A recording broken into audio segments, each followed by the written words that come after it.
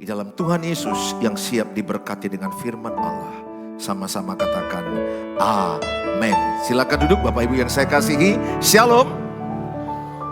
Pagi ini kita akan belajar tetap mengasihi walau terluka. Saudara, ada banyak orang yang terluka dari masa kecil dan akhirnya dia melukai orang. Orang yang terluka akan melukai. Jadi kalau ada orang yang melukaimu karena dia terluka. Tetapi Alkitab berkata, walaupun engkau terluka, Tuhan mau engkau tetap mengasihi, mengampuni, bahkan memberkati orang yang melukaimu. Lukas pasal 23 ayat 33 sampai 43 sama kita baca 1 2 ya. Ketika mereka sampai di tempat yang bernama Tengkorak, lebih kuat lagi, mereka menyalibkan Yesus di situ dan juga kedua orang penjahat itu. Yang seorang di sebelah kanannya dan yang lainnya di sebelah kirinya. Ayat 34 lebih semangat, 1 2 ya. Yesus berkata, "Ya Bapa, ampunilah mereka sebab mereka tidak tahu apa yang mereka perbuat." Dan mereka membuang undi untuk membagi pakaiannya. Ayat 35, orang banyak berdiri di situ dan melihat semuanya. Pemimpin-pemimpin mengejek dia, katanya, orang lain ia selamatkan. Biarlah ia sekarang, ia menyelamatkan dirinya sendiri. Jika ia adalah Mesias, orang yang dipilih Allah. 36, juga prajurit-prajurit mengolok-olokkan dia. Mereka menunjukkan anggur asam kepadanya dan berkata, jika engkau adalah raja orang Yahudi, selamatkanlah dirimu. Ada juga tulisan di atas kepalanya, inilah raja orang Yahudi. Seorang dari penjahat yang digantung itu menghujat dia. Katanya apa? Bukankah engkau adalah Kristus? Selamatkanlah dirimu dan kami. Tetapi yang seorang menegur dia katanya, tidakkah engkau takut juga tidak kepada Allah? Sedang engkau menerima hukuman yang sama terus? Kita memang selayaknya dihukum. Sebab kita menerima balasan yang setimpal dengan perbuatan kita. Tetapi orang ini tidak berbuat sesuatu yang salah. Lalu ia berkata, Yesus, ingatlah akan aku apabila engkau datang sebagai Raja. 43. Kata Yesus kepadanya, aku berkata kepadamu, sesungguhnya hari ini juga engkau akan ada bersama-sama dengan aku di dalam Firdaus. Saya minta kursi satu. Mari. Ya, kaki saya kurang kuat. Kaki saya sebelah kiri ini sudah tanda-tanda mau ganti lutut. Iya, disuruh dokter kemarin sudah grade 2 atau 3. Kalau grade 4 harus lututnya diganti. Ya, hati-hatilah yang berat badannya lebih. Ya, ini mungkin juga harus perlu diet. Tapi jemaat baik-baik semua. Kalau dikasih makanan, payah menolak karena enak. Nah, saudara, salib bukan hanya tempat penderitaan, tetapi juga puncak pernyataan kasih Allah. Dari doa Yesus di kayu salib, di atas kayu salib kita belajar makna kasih sejati. Dari doa Yesus di atas kayu salib kita belajar mengasihi walau terluka. Katakan, saya tetap mengasihi walau terluka. 1 2 ya. Saya tetap mengasihi walau terluka. Kuat ya. Karena ini gak gampang melakukannya. Katakan sekali lagi, saya tetap mengasihi walau terluka. 1 2 3. Saya tetap mengasihi walau terluka. Siapa yang pernah terluka? Angkat tangan. Kecewa dengan orang tua, pasangan, dengan siapapun. Jolmai Portibion. Sama semua manusia yang pernah saudara terluka, tersakiti pernah? Ya pasti kok. Nampak dari wajahmu, wajah-wajah terluka. Lihatlah sebelahnya wajah kecewa, terluka, tersakiti. Pastilah kita tidak lepas daripada yang namanya tersakiti. Pasti ada. Dan yang paling melukai kita itu orang yang dekat dengan kita. Ya, bukan orang jauh. Dan yang paling banyak luka hati dari dalam rumah. Mental anak rusak bukan di luar rumah, di dalam rumah. Harusnya dalam rumah itu tempat kesembuhan mental. Tapi justru di rumah banyak dirusak mental anak. 80% survei mengatakan anak-anak rusak mentalnya di dalam rumah. dibully orang tua, dihina orang tua yang egois, bertengkar, dimaki, ditolak, dibandingkan, disakiti. Siapa yang menyakiti istri? Suami. Siapa yang menyakiti suami? Istri. Kita ini bukan sempurna, kita punya tubuh, kita punya jiwa, punya roh. Jiwa kita itu adalah perasaan, pikiran, perilaku, kehendak. Makanya jangan heran di Indonesia gampang orang demon. Kenapa? Banyak orang terluka. Orang-orang yang saudara lihat itu berteriak, itu orang terluka itu. Orang yang diam-diam, silent treatment. Yang kalau engkau punya pasangan cewek atau istri, suami, kalau ada masalah, diam, itu orang terluka. Itu orang yang silent, itu orang terluka. Kalau ada pasanganmu berteriak-teriak, itu orang terluka. Banyak orang terluka. Orang yang tidak terluka itu cirinya apa? Apapun masalahnya bisa dia ucapkan baik-baik. Itu orang yang sudah gak luka lagi. Itu. Kalau engkau masih berteriak, lukamu nganga itu. Atau sebaliknya, diam, silent. Lukamu parah. Parah lukamu. Makanya lihat suami istri, ada masalah gak mampu menyampaikan baik-baik. Kenapa? Luka sama luka. Ngamuklah yang satu diam. Semoga kalau engkau punya cewek, jangan model silent treatment. Karena dia memberi racun samamu. Ingat, silent treatment itu toksik, racun. Tanya, apa masalahnya adik? Diam aja dia. Itu sama dia memberi racun sama cowoknya. Saudara, kasih mendorong untuk pertama, taat meski berat. Ketika mereka pada ayat 33 dikatakan, ketika mereka sampai di tempat yang bernama Tengkorak, mereka menyalibkan Yesus di situ dan juga kedua orang penjahat itu, yang seorang di sebelah kanannya dan yang lainnya di sebelah kirinya. Yesus tetap taat sampai mati di kayu salib, meski menghadapi penderitaan yang tidak adil.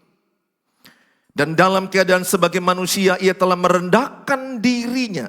Ini bunyi Filipi 2 ayat 8. Dan dalam keadaan sebagai manusia ia telah merendahkan dirinya dan taat sampai mati. Bahkan sampai mati di kayu salib.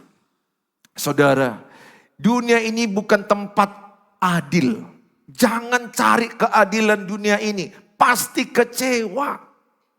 Jangan menikah mencari keadilan, pasti hancur pernikahan. Pernikahan bukan tempat adil. Dunia bukan tempat adil. Percaya di dunia ini banyak yang tidak adil.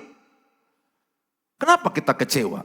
Kecewa kita kan karena tidak sesuai yang kita harapkan dengan kenyataan. Maka kita kecewa. Kita berharap istri kita yang mengasihi kita, ternyata melawan. Kita berharap suami yang mengayomi, melindungi, ternyata melukai kita. Luka itu pasti karena tidak sesuainya harapan dengan kenyataan. Saudara yang saya kasihi, kasih kepada Bapa membuat Yesus tidak menyerah pada rasa sakit dan penghinaan. Ketaatan adalah bukti kasih yang dewasa, bukan kasih yang bergantung pada kenyamanan. Tetaplah setia kepada kehendak Tuhan meski jalan terasa berat dan menyakitkan. Saudara, untuk taat dan setia itu tidak mudah. Tapi Tuhan mau sama kita pada pagi hari ini, taatlah meskipun kecewa. Setialah meskipun dikhianati. Tuhan bilang begini, walaupun engkau tidak setia, Tuhan tetap setia. Siapa yang mau, walaupun pasanganmu tidak setia, engkau tetap setia. Amin. Ya, terlebih yang suami istri ya. Yang suami istri di YouTube, kalau suamimu selingkuh, istri jangan selingkuh. Gak boleh. Karena Alkitab berkata balaslah kejahatan dengan kebaikan. Jadi setia itu adalah gambaran orang yang dewasa rohani. Taat. Kalau saya taat hanya karena semuanya baik-baik, itu biasa. Tapi kalau saya taat dalam kesulitan hidup saya, itulah iman yang dewasa. Jadi kedewasaan iman dilihat saat taat. Lihat Tuhan Yesus di kayu salib. Dia tidak ada salahnya. Dia dihukum gantung. Dia mati di kayu salib dengan posisi dipermalukan. Orang yang mati di kayu salib itu adalah orang yang jahat. Orang yang melawan negara. Orang yang kejahatannya sangat tinggi sekali. Dan kalau udah mati di kayu salib itu tujuannya apa? Dipermalukan. Tapi lihat, lewat salib Tuhan Yesus justru dipermuliakan. Saya hanya mau berkata sama saudara, sependeritaan apa yang kau hadapi, tetaplah kau taat mengikut Tuhan Yesus. Jangan begini modelnya, nyaman-nyaman mau ikut Tuhan. Semuanya mudah baru mau ibadah. Saya justru percaya iman orang percaya itu bertumbuh saat ada penderitaan. Imanmu bertumbuh bukan saat zona nyaman. Saya mengajak sama saudara level mulai dewasa, taat meskipun berat. Mengampuni, bukan harus karena orang itu udah menyesal. Kadang adanya orang berbuat jahat samamu gak menyesal dia. Tapi engkau sudah mengampuni dia. Mana lebih mudah mengampuni orang yang udah menyesal atau yang belum menyesal? Nah katakanlah Abang Misael, dia melakukan kesalahan ke saya, dia belum menyesal. Tapi saya mengampuni dia. Tapi kalau dia menyesal, dia berkata, minta maaf ya Pak, aku salah, aku udah memfitnah Bapak, aku udah gosip Bapak, aku sudah merusak nama baik Bapak. Dia menyesal. Kalau dia menyesal, maka saya mudah mengampuni. Tapi Alkitab bilang, walaupun dia belum menyesal, ampunilah dia. Saudara, taat meskipun berat. Tuhan Yesus memikul kayu salib itu, dia taat sampai mati. Karena misinya apa? Keselamatan manusia. Dia hanya berpikir bagaimana menyelamatkan manusia yang berdosa. Sehingga dia punya tekad taat sampai mati. Itu yang saya lakukan ketika pernikahanku mau cerai. Saya katakan apapun harganya ku bayar Tuhan. Aku mau taat sampai pernikahanku pulih, anak-anakku pulih, keluargaku pulih. Apapun harganya aku bayar. Ketaatan itu adalah lambang kedewasaan. Saudara, kalau engkau ingin pernikahanmu pulih, taatlah pada firman Tuhan. Setialah mengikut Tuhan. Kadang-kadang diizinkan Tuhan hal yang sulit untuk membuat imanmu bertumbuh. Saya melihat penderitaan itulah jalan imanku bertumbuh. Bukan zona nyaman, bukan zona menyenangkan. Maka saya mau katakan sama saudara, tetaplah taat mengikut Tuhan meskipun keadaanmu tidak baik-baik saja. Meskipun ekonomimu merosot atau kesehatanmu merosot, keadaan kehidupanmu enggak baik-baik saja. Percayalah itu hanya ujian iman. Tidak ada masalah yang tidak selesai. Kalau dalam Tuhan Yesus, masalah tidak abadi, kasih Tuhan yang abadi. Makasih, masih mau bilang amin. Tidak ada yang abadi masalahmu. Masalahmu punya expired. Percayalah kalaupun sekarang engkau punya masalah, punya tantangan, itu hanya ujian iman. Tuhan tidak pernah mengutukmu. Jangan engkau berkata kalau engkau ada masalah, wah Tuhan kutuk aku, dosa dari nenek moyangku. No, siapa yang dalam Tuhan Yesus tidak ada lagi kutuk. Tidak ada lagi kutuk dalam Tuhan Yesus. Oleh darahnya semua kutuk telah dikalahkan.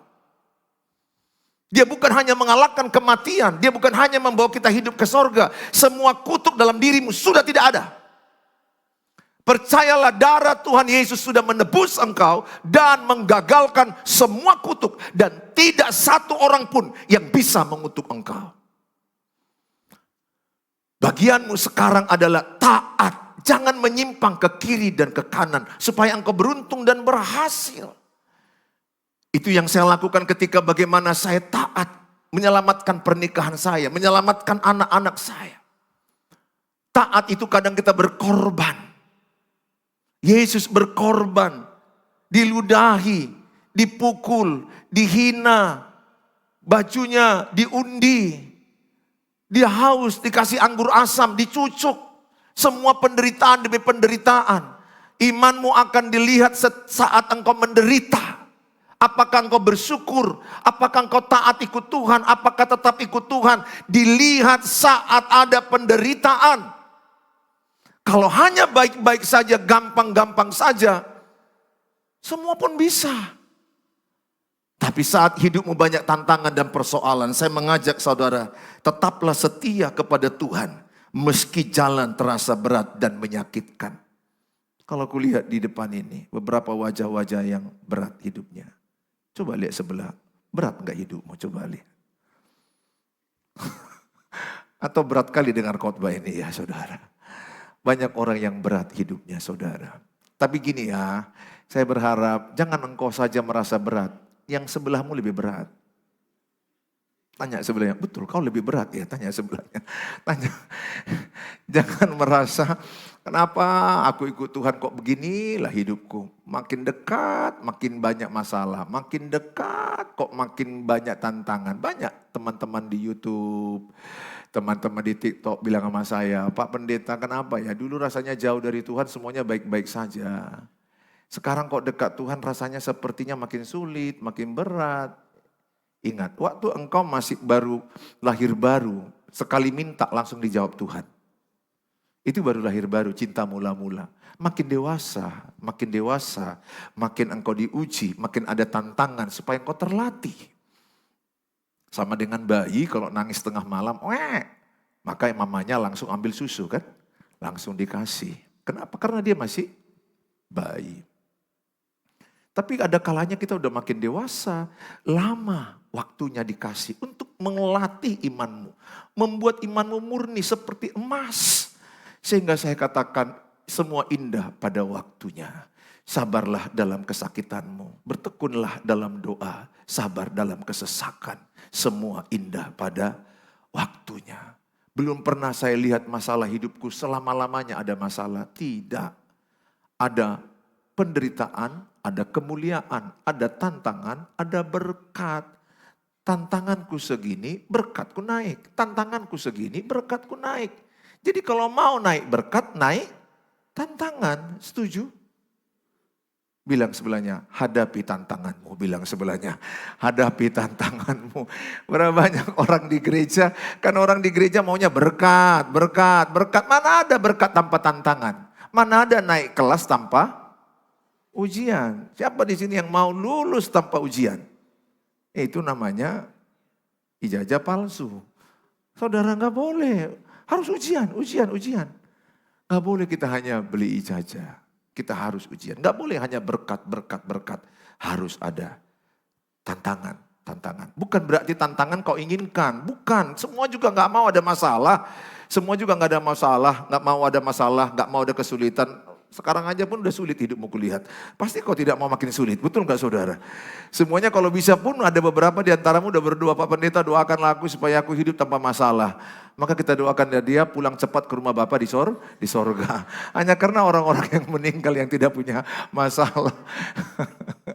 Saudara semua selagi masih hidup pasti ada masalahmu. Selagi engkau masih di dunia ini enggak lepas dari masalah. Tapi saya percaya bukan berarti seumur hidupku sekarang 56 tahun. Maka masalah terus selama 56 tahun. Tidaklah.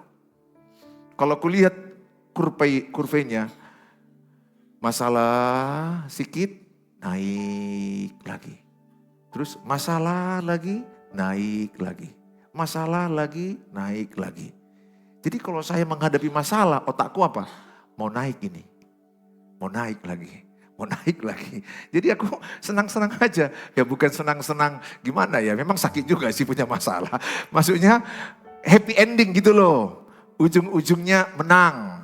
Ujung-ujungnya bahagia. Mana enak hidup plek terus. Siapa yang mau hidup di dunia ini? Janganlah mati di surga. Jangan dulu udah mati masuk surga gak ada masalah. Oke lah, sekarang siapa yang mau di dunia ini tidak ada masalah sepanjang tahun 2026 sampai 2030, 2050 hidupmu tanpa masalah. Semua enjoy, enak saja. Ingat, engkau menikmati manis karena tahu rasa pahit, pintarnya dirimu. Betul nggak? Nikmatnya manis karena tahu rasa pahit. Aduh. Siapa di antara saudara yang pernah saking hausnya, air setetes aja pun, saya pernah loh sedikit air yang sisa dalam hatiku Tuhan. Air yang sedikit ini sudah enak. Karena apa? Karena tadi haus sekali. Ingat, makanan paling enak saat engkau lapar. Firman paling enak saat engkau haus, lapar. Sehingga dengar khotbah ini kau diberkati. Kenapa? Karena kau lapar. Coba kalau kau kenyang, dikasih makanan mahal pun gak enak. Coba engkau lapar, kursi pun direbus, jadi enak. Katanya semua hewan kaki empat, apa diapakan pun jadi enak. Bukan kursi lah ya. Katanya kan orang Batak, semua yang berkaki empat enak dimakan. Kecuali kursi dan meja lah. Saudara, maukah engkau tetap setia mengikut Tuhan?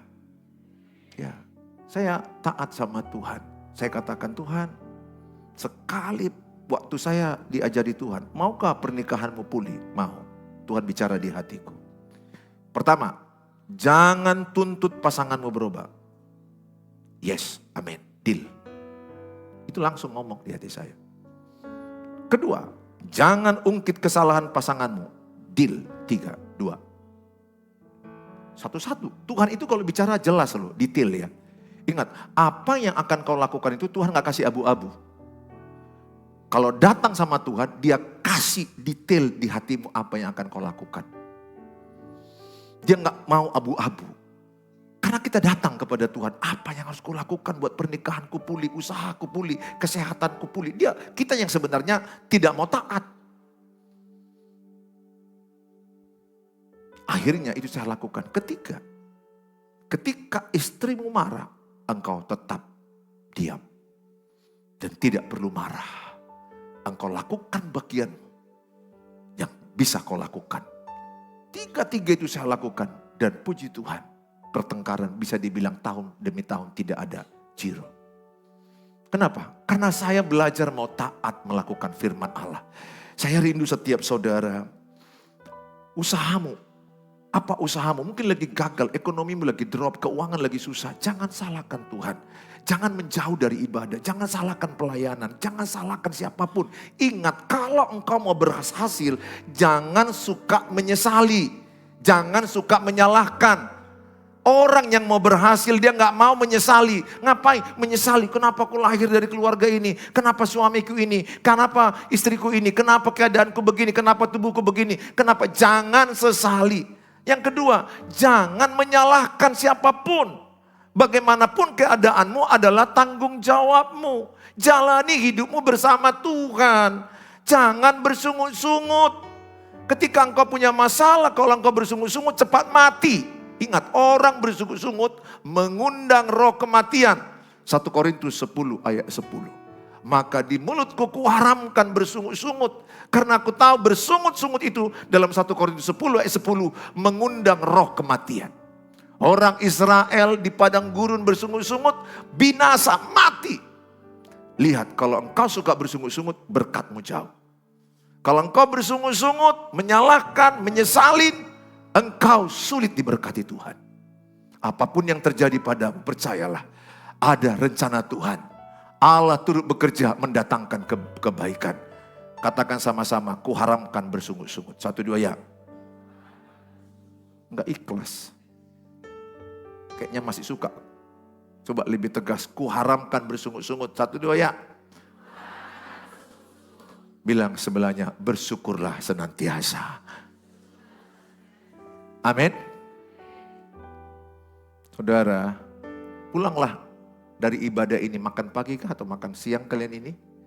Satu aja bersungut-sungut di antara satu keluarga, itu makanan gak enak lagi.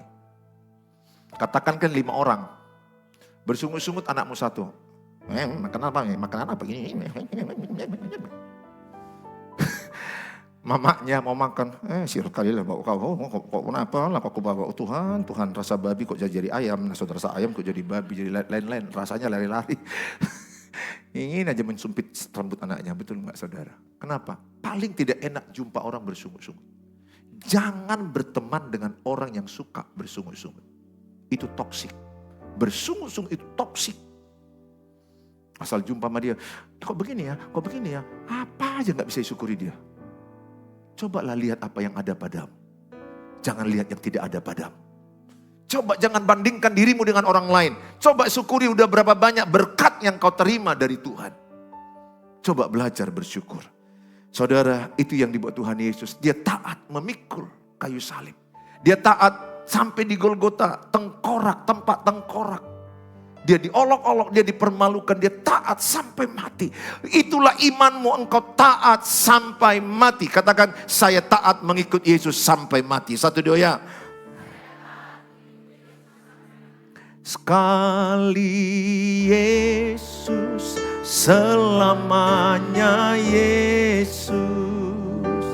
Harapanku tak akan hilang. Karena kasih-Nya sekarang ku ada.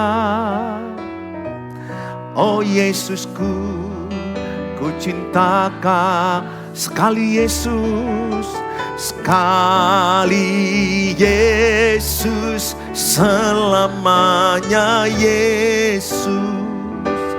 Harapanku tak akan hilang. Karena kasih-Nya sekarang ku ada. Oh Yesusku, ku cinta Kau selamanya. Yang kedua, mengampuni tanpa syarat.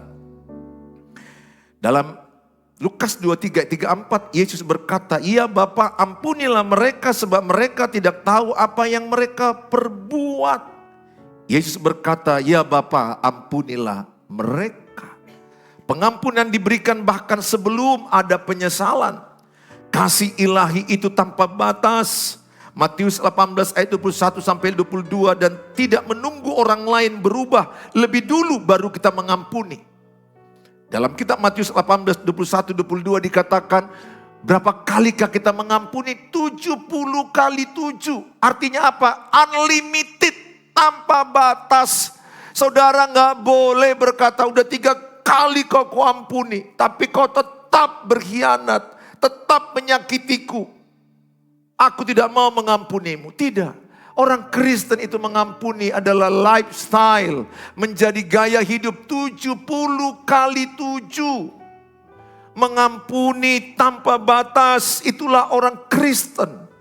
Tapi kan aku ini manusia Pak. Aku gak kuat, aku gak mampu. Betul, kita tidak mampu. Tapi ada Roh Kudus yang memampukan kita. Itulah Roma 5 ayat 5. Kasih itu bekerja oleh Roh Kudus. Kekuatanmu tidak mungkin. Kekuatanmu pasti tidak bisa. Saudara yang saya kasihi, kadang-kadang orang yang menyakiti kita itu gak sadar-sadar. Pernahkah engkau menjumpai orang yang menyakitimu gak sadar-sadar? Bahkan dia merasa benar menyakitimu. Halo, selamat pagi. Pernahkah engkau disakiti orang, tapi orang itu gak sadar dia udah menyakitimu. Bahkan gak menyesal dia menyakitimu. Bahkan dia merasa benar menyakitimu. Saya mau katakan, sekalipun orang itu tidak menyesal, sekalipun orang itu tidak berubah, tetaplah mengampuni. Jujur dulu sama saya, adakah orang yang menjengkelkanmu? Jengkel kali kalau lihat dia sebenarnya. Yang kalau ada hukum Alkitab, balaslah kejahatan dengan kejahatan. Udah ku garoma, udah ku tunjang, udah ku jambak, ku ludahi. Siapa yang pernah jumpa orang yang sangat menjengkelkan sampai tanganmu gini-gini? Aduh, makanya ya Tuhan tolong, ya Allah ya Tuhan tolong aku ya Allah Tuhan. Bergugu ya Tuhan, tolong kujang gula Tuhan, tolong jangan sampai ku sepak kawan ini, ku tunjang, ku permalukan. Siapa yang pernah jumpa orang yang sangat-sangat mengecewakanmu? Mengesalkan, coba angkat tangan. Yang pernah sangat dikecewakan orang lain. Dan sampai kau lihat gak ada penyesalan. Bahkan dia lagi pura-pura dekat lagi samamu. Apa kabar? Sakit gak hatimu? Padahal kau tahu dia yang memfitnahmu, menggosipmu, merendahkanmu. Pinjam uangmu gak dibayar-bayar. Dan beli handphone baru lagi dia. Ya Tuhan tolonglah Tuhan, beli handphone baru lagi dia. Dia ngaku lagi, ini loh iPhone loh, beli handphone. Ya Tuhan. Sementara handphonemu yang lama aja udah gak ganti-ganti. Pernah jumpa yang begitu? Dalam hatimu mau diapain lah orang ini Tuhan. Oh Tuhan, kalau adalah hukum Alkitab, Kan kalau di Alkitab kan tampar pipi kanan, kasih pipi kiri. Maunya ada ayat, tampar pipi kanan, kasih kaki kanan. Kalau kasih kaki kanan kan langsung smackdown dia. Saudara, betul kadang kita betul-betul sampai nahan. Kita kan masih manusia. Atau ada di antara saudara, aku udah gak ada pernah rasa kecewa, gak pernah rasa marah. Aku pokoknya semua mau diludahi orang pun aku, alhamdulillah, terima kasih, aku diludahi. Ya mungkin kau adalah malaikat yang turun dari sorga di dunia ini. Tapi kalau engkau masih sama kayak kami, pasti ada rasa kecewa ketika engkau disakiti. Tapi kenapa engkau tidak menyakiti? Karena engkau dikuasai firman Allah. Amin. Engkau gak sama lagi. Kenapa engkau memberkati? Karena engkau dikuasai firman Allah. Matius 5 ayat 45 katakan adalah berkati musuhmu. Berkati yang menyakitimu, doakan. Itu Matius 5 ayat 44. Siapa yang menyakitimu? Berkati. Tetapi aku berkata kepadamu, kasihilah musuhmu. Dan berdoalah bagi mereka yang menganiaya kamu. Jadi kalau ada orang yang menganiayamu, mengejekmu, menggosipmu, bawa namanya dalam doa. Tuhan, ku doakan si Lena Boris Manungkalit. Tuhan, tolong jamah dia supaya bibirnya jangan terlalu menyakiti aku, Tuhan. Aduh Tuhan, gak tahu lagi napasnya pun bau kali Tuhan. Tapi aku udah gak masalah sih masalah napasnya Tuhan. Tapi masalah kata-katanya itulah Tuhan. Kan ada juga orang udah napas baunya tapi ngomong dekat-dekat dengan kita. Ayo saya. Siapa yang pernah kayak gitu? Coba angkat tangan. Yang pernah lah dulu. Yang pernah merasakan baunya napas orang. Begini. Aku pernah loh. Ibu-ibu juga. Ya. Cuma lagi konseling. Ya begini Pak Pendeta. Ya. Kan orang kalau makin banyak ngomong makin bau napas. Aku habis khotbah napasku ku sikat lagi. Ku apain lagi supaya...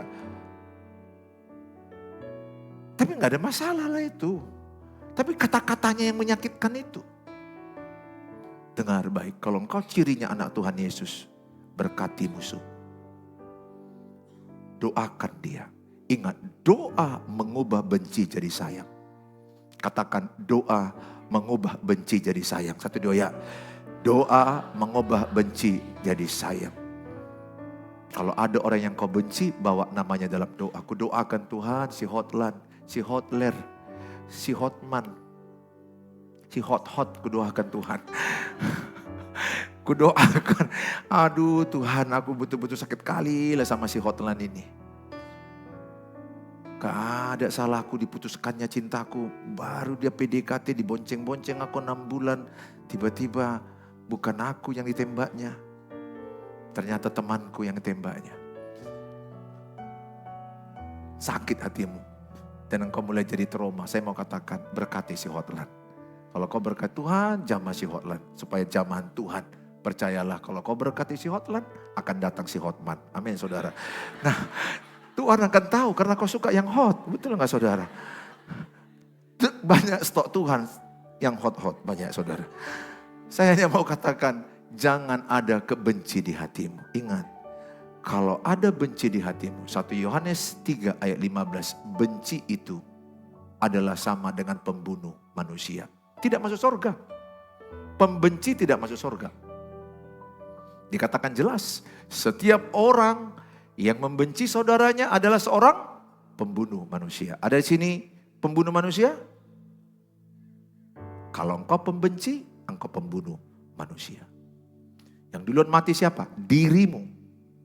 Karena membenci itu adalah racun yang mematikan dirimu. Dan kamu tahu bahwa tidak ada seorang pembunuh yang tetap memiliki hidup yang kekal. Tidak masuk surga pembenci. Ya, jadi kalau ada engkau udah benci kali aku. Bawalah namanya dalam doa. Tuhan aku, gak apa-apa. Sama Tuhan jujur aja. Tuhan aku benci kali lah sama si Rosa, sama si Leni, sama si Ruth, sama si Naomi. Tuhan benci kali ya Tuhan. Itu kelompok geng membuli dirimu. Bawa namanya. Ketika engkau bawa nama mereka. Saya pernah begitu. Namanya aku bawa dan Tuhan mampu mengubah benciku jadi sayang. Saya juga pernah benci dengan istriku ketika dia rendahkan saya. Dia juga pernah benci ke saya ketika aku bentak dia. Tapi ketika aku bawa nama istriku tiap hari, aku makin sayang. Aku bawa nama anak-anakku tiap hari, aku makin sayang. Bawa nama orang-orang yang mengecewakanmu dalam Tuhan. lihat hatimu berubah jadi sayang. Karena di dalam Tuhan tidak ada kamus benci. Tuhan mengubah hatimu menjadi sayang dan mengasihi. Saudara yang saya kasihi, belajarlah menyerahkan luka pada Tuhan. Jangan biarkan kepahitan merampas damai sejahtera. Ingat, kalau engkau iri hati, sakit hati, kepahitan, hilang damai. Hilang damai. Pasti kalau engkau di sini ada kepahitan, kau payah menyembah Tuhan, kau payah menikmati hadirat Tuhan. Kenapa? Kepahitanmu itu menghilangkan damai. Tapi kalau engkau hatimu mengampuni, hatimu memberkati, engkau penuh dengan damai. Apapun yang kau makan akan rasa syukur dan penuh damai. Rumahmu gak pakai AC, tapi damai. Kenapa? Karena hatimu kunci damai sejahtera. Aku berdoa, bersihkan hatimu dari sampah-sampah. Tubuhmu bukan tong sampah. Tubuhmu bait suci Allah. Tubuhmu adalah rumah Tuhan, bukan rumah sampah. Jangan biarkan hatimu penuh dengan sakit hati, kepahitan yang mengundang bisa sakit psikosomatik, sakit fisik, sakit tubuhmu. Lepaskan pengampunan. Roh Kudus memampukan engkau melepaskan pengampunan. Poin yang ketiga, tetap menyatakan berkat. Jadi di tengah-tengah Yesus disalib sebelah kiri dan kanannya. Yang sebelah berkata, memang engkau cocok disalibkan. Engkau adalah sama mungkin dengan kami dan berkata, buktikanlah kalau engkau adalah Mesias, selamatkanlah juga kita, selamatkan kami juga. Kalau engkau betul-betul Mesias, juru selamat dunia. Yang sebelah menghujat, merendahkan. Yang sebelah berkata, jangan begitu engkau mengatakan kepada Yesus. Kalau kita memang jahat, kita cocok setimpal disalibkan. Tapi kalau dia tidak berdosa, dan dia berkata kepada Yesus, kalau engkau datang sebagai raja, ingatlah aku. Dan saat itu dia berkata, saat ini engkau juga bersama dengan aku di taman Firdaus. Lihat, Tuhan memberkati saat dia disalibkan. Saat engkau menderita, engkau bisa memberkati orang. Saat engkau lagi susah, engkau bisa memberkati orang. Mungkin engkau kurang uang untuk makan di restoran anti gak cukup. Atau makan enak gak cukup. Tapi dalam kekurangan engkau bisa menolong orang miskin. Orang yang susah, yatim piatu. Engkau jadi berkat di tengah penderitaanmu. Persoalanmu masih ada. Tapi engkau mau jadi berkat bagi orang lain. Lihat, kalau hidupmu jadi berkat bagi orang lain, Tuhan lebih mudah dan lebih cepat menolong engkau. Tapi kalau hidupmu semakin ego dengan dirimu sendiri, berkat makin jauh. Lihat, Tuhan Yesus lagi di kayu salib pun dia melepaskan berkat. Maksudnya begini, disakiti pun engkau tetap memberkati. Dalam kitab Roma 12 ayat 20 dikatakan, berilah makan minum seterumu. Berilah makan minum yang menyakitimu. Aku berdoa setiap saudara yang datang ibadah pada hari ini, lakukan ini. Jika seterumu lapar, musuhmu lapar, berilah dia makan. Jika ia haus, berilah dia minum. Dengan berbuat demikian kamu menumpukan bara api di atas kepalanya. Aku berdoa di hatimu penuh dengan kasih Kristus. Kasih Kristus memenuhi perkataanmu sehingga perkataanmu jadi berkat bagi orang yang mendengar. Kalau engkau penuh kasih Kristus, perkataanmu no toksik. Tapi lihat ada istri toksik sama suaminya. Ngomong sama suaminya, merendahkan suaminya. Membuli suaminya, merendahkan dia. Dengar, karena hatimu gak penuh dengan kasih Yesus. Ingat, apa yang keluar dari mulut, keluar dari hati. Kalau hatiku penuh kasih, kata-kataku pasti penuh kasih. Kalau hatiku penuh luka, kata-kataku pasti melukai. Dengar, ada orang yang melukaimu, itu adalah cerminan hatinya penuh luka. Jadi kalau engkau menjumpai orang yang melukaimu, meracunimu, karena hatinya banyak racun dan luka. Kalau hatimu penuh dengan kasih Yesus, Kolose 4 ayat 6, katakan dalam Kolose 4 ayat 6. Kalau engkau penuh dengan kasih Tuhan, kata-katamu, hendaklah kata-katamu senantiasa penuh kasih. Saat katakan sama-sama, kata-kataku penuh kasih. Pegang lu bibirmu yang jabir itu. Kata-kataku penuh kasih. 1, 2 ya. Kata-kataku penuh kasih. Katakan, setiap aku berkata-kata, akan keluar kasih Kristus. Menguatkan, membangun, memberkati. Amin. Aku berdoa, saudara, jangan balas. Dulu saya begitu, kalau istriku marah, aku marah. Kalau dibully, aku kebully dia. Aku ingat kali masa itu. Masa kebodohanku. Bodoh aku melawan istriku. No, balas kejahatan dengan kebaikan. Kalau istriku kurang stabil, paling aku nyuci piring, nyapu, kebersihan. Enggak mau. Namanya lah perempuan. Perempuan kan kalau sesak di hatinya, dia pelepasan, kita kemasukan. Kan begitu saudara. Gak usah dilawan. Ngapain melawan sekutu? Kutanya dulu, istrimu sekutu atau seteru?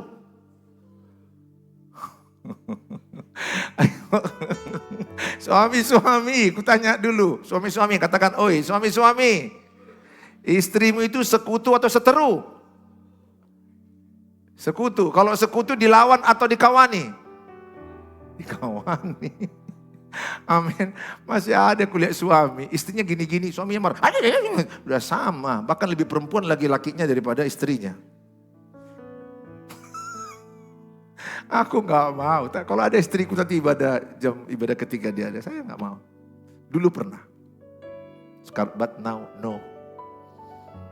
Karena aku tahu wanita ini kan kadang-kadang sesak pikiran kalian. Semua kalian pikirkan. Seng bocor, lampu mati, sampah, kulkas, belanja apa, cicilan, token. Semua kalian pikirkan. Pokoknya dari atap sampai ke tanah kalian pikirkan. Dari luar sampai ke dalam. Ampun, memang sakit memang jadi wanita ini. Jadi wajar lah kalau dia kadang-kadang agak ritik sedikit, agak histeris. Karena semua dipikirin. Kalau kita coba kalian dengar saya khotbah, lagi hujan. Tetap gini-gini kan, ibu-ibu hujan, baju kayak mana, tilam bagaimana. Udah gitu pikirannya, kalau bapak-bapak, kok banyak, bagus ya, ini, ya enak. Karena kalian gak mikir, karena kita gak mikir itu. Kalau mereka pikir, A sampai Z, makan apa besok anaknya, kayak mana baju. Dari baju, isi kulkas, lemari, semua rak sepatu, dia lah mikirkan, semua rak dipikirkannya. Semua yang kotor dipikirkannya. Kalau kita laki-laki agak kotor-kotor, nggak apa-apa lah, nanti lah, gampang itu nanti dibersihkan. Tolong Pak, bersihkan dulu. Nanti aja terus Papa ini, nanti aja. Nanti banyak lagi kerja kita Pak. Oh ya. Ya begitulah laki-laki, nanti ya, si mudah-mudah, gampang itu, tapi nggak dikerjakan, gampang. Jadi kutanya sama istriku, kenapa mama kalau aku bilang nanti kok langsung agak marah? Aku bilang, gini Pak, kalau Papa bilang nanti banyak lagi kerjaan lain. Udah gak sanggup lagi kita kerjakan. Papa suka kali nanti, tolong angkat dulu aku galon itu, isi dulu. Nanti ya Pak, nanti ya Ma, lagi asik balas WA. Nanti terus, baru aku paham. Rupanya kalau nanti, maka nanti menumpuk. Saudara, saya rindu. Hatimu penuh dengan kasih Tuhan. Amin. Mau taat sampai mati ikut Yesus? Mau mengampuni tanpa syarat? Walaupun yang mengecewakan itu gak sadar-sadar. Tetap aja dia mengecewakanmu. Mau mengampuni? Mau mentraktir dia makan? Mau mengasih kado ulang tahun yang mengecewakanmu?